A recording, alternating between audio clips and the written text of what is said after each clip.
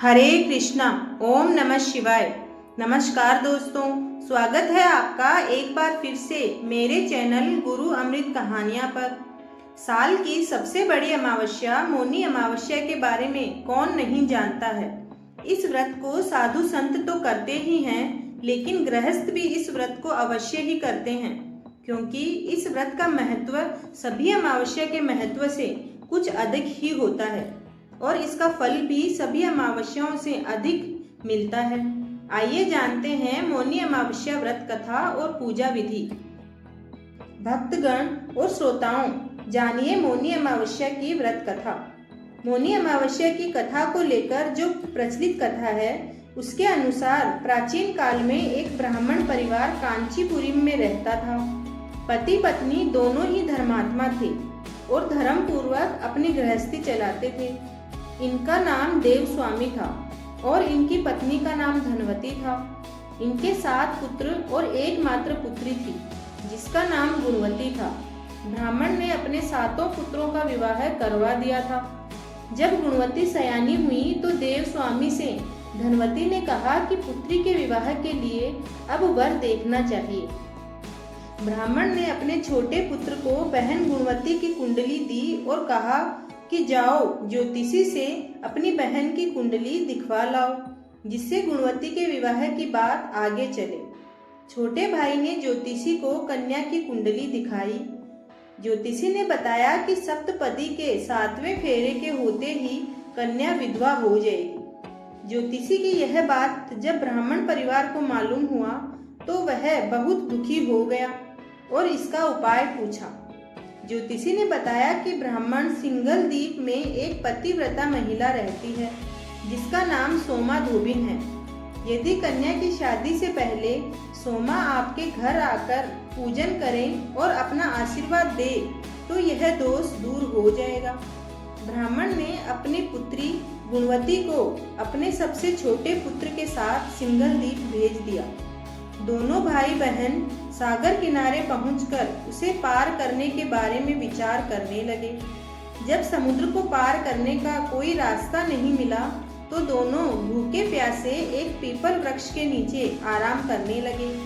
पेड़ पर घोंसले में एक गिद्ध का परिवार रहता था। उस समय घोंसले में सिर्फ गिद्ध के बच्चे थे। वे सुबह से भाई बहन की बातों और उनके क्रियाकलापों को देख रहे थे। शाम के समय जब गिद्ध की माता बच्चों के लिए भोजन लेकर घोंसले में आई तो बच्चों ने पेड़ के नीचे लेटे भाई बहन की कहानी माता को बताई। गिद्धनी के बच्चों ने कहा कि माता, जब तक आप इन भाई बहनों की मदद नहीं करेंगे हम भोजन नहीं करेंगे।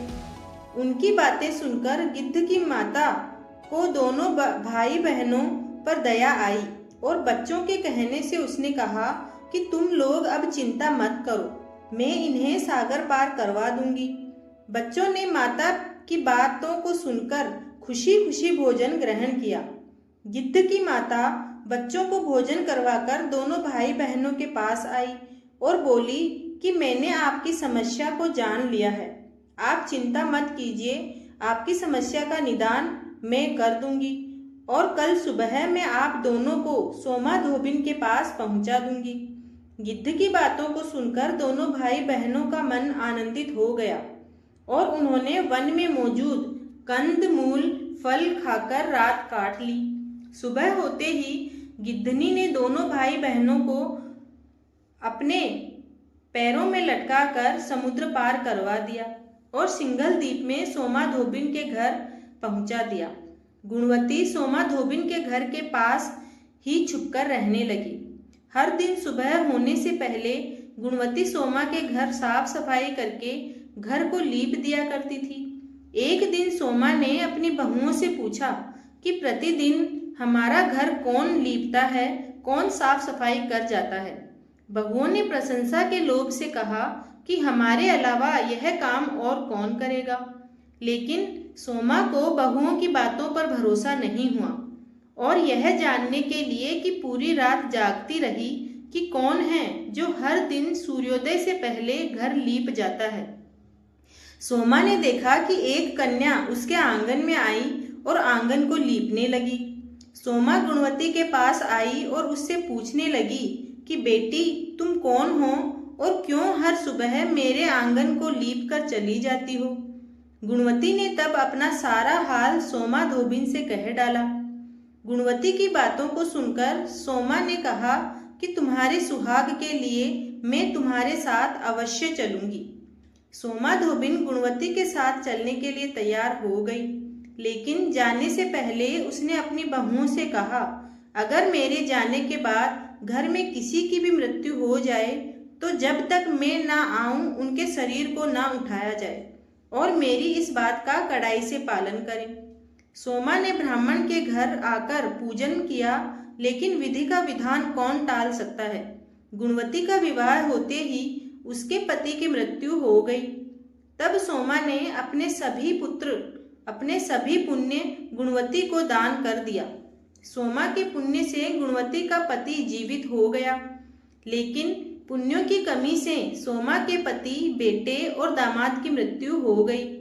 लेकिन सोमा ने अपना घर छोड़ने से पहले बहुओं से कह दिया था कि मेरे लौटने से पहले अगर मेरे पति और बेटों को कुछ होता है तो उनके शरीर को संभाल कर रखना। बहुओं ने सास की आज्ञा को मानकर सभी के शरीर को संभाल कर रखा। उधर सोमा ने सिंघल द्वीप लौटते हुए रास्ते में पीपल के वृक्ष की छाया में विष्णु जी की पूजा करी और 108 बार पीपल की परिक्रमा की। इसके पुण्य के प्रभाव से सोमा के घर लौटते ही उसके पति, बेटे और दामाद फिर से जीवित हो गए। इसलिए मौनी अमावस्या के व्रत करने वाले व्रतियों को यह कथा सुनकर पीपल की 108 बार परिक्रमा करनी चाहिए और भगवान विष्णु सहित भगवान शिव जी की पूजा भी अवश्य करनी चाहिए। हमें उम्मीद है कि ये कथा आपको पसंद आई होगी। अगर आपको यह कहानी पसंद आई है तो इसे लाइक और शेयर जरूर करें और ऐसे ही व्रत कथा पढ़ने के लिए जुड़े रहें गुरु अमृत कहानियाँ के साथ और चैनल को सब्सक्राइब करके मुझे सपोर्ट करें। आपके सपोर्ट से मुझे बहुत मदद मिलेगी। धन्यवाद।